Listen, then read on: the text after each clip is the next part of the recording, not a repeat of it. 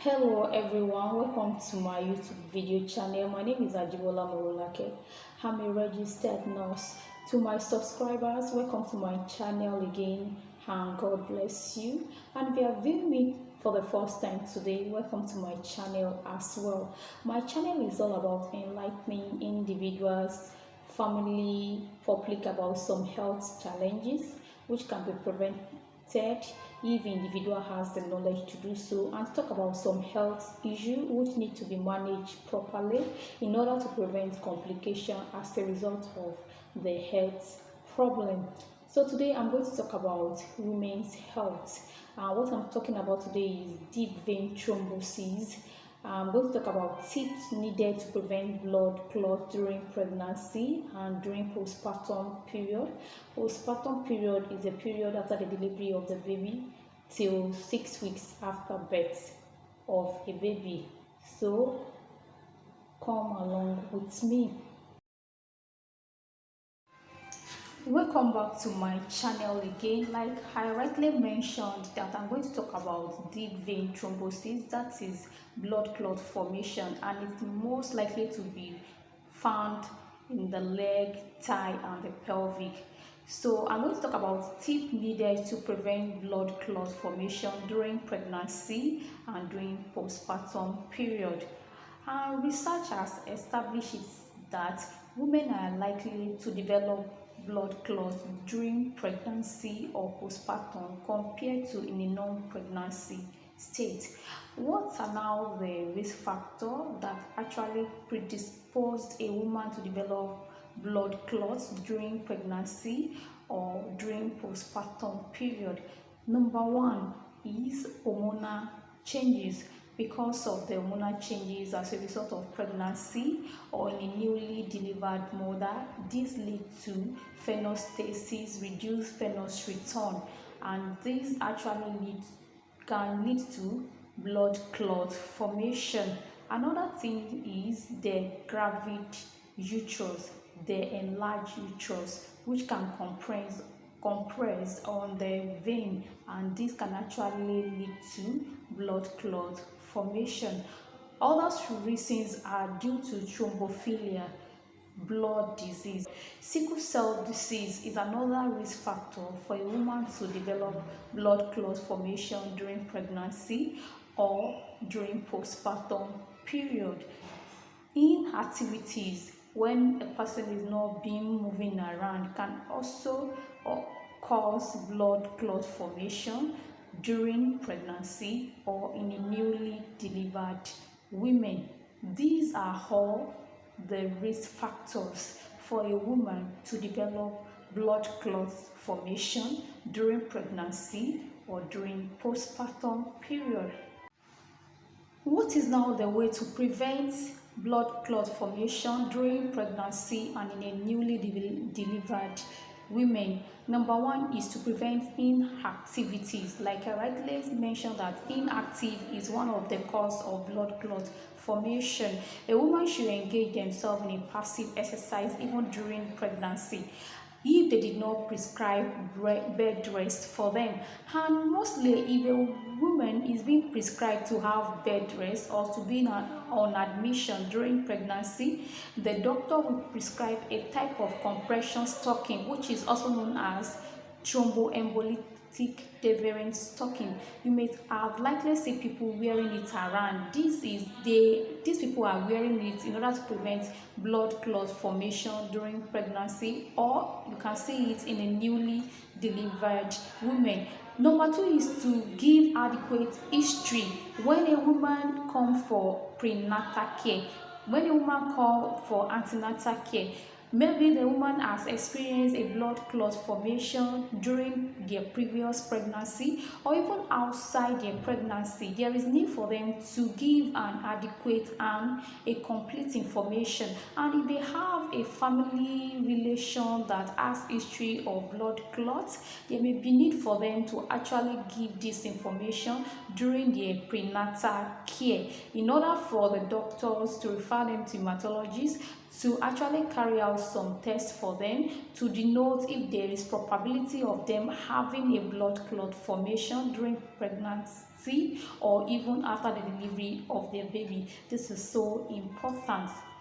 These are the things that needed to be done if a woman wants to prevent blood clot formation during pregnancy or after the delivery of their baby.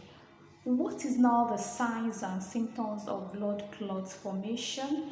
For when this occur, what is going to be the sign that the individual is going to experience? Number one is pain. Pain is a good stressor. When our body is trying to tell us how to pass information to us, we must not waive it.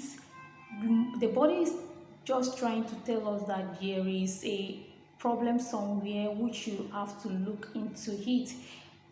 Pain is number one sign of blood clot formation. Number two is swelling of the area whereby the blood clot is being formed, and which is mostly occur in the leg. There's going to be swelling of that part of that area of blood clot formation. Number three is redness of the area of the blood clot formation. Because of the inflammation process, there's going to be redness of that area, and as a result of that, the area is going to be warm to touch. Warm to touch is another sign of blood clot formation. These are all signs of blood clot formation. When this occur, what is now the way to prevent complication or a proper treatment for a blood clot formation? Number one is for them to actually establish that there is blood clot formation, and there are going to be a test to carry out to actually denote and give a positive diagnosis that really there is blood clot formation. Number one is through a blood test, which is D-dimer, to actually send to the lab to confirm that this woman actually has a blood clot formation. Number two is through radiological images. This is through Doppler scan to actually establish that there is blood clot formation in this particular person. Before the establishment of the diagnosis, there may be treatment ongoing. Part of the treatment is to establish the giving of anticoagulant or thrombolytic agents.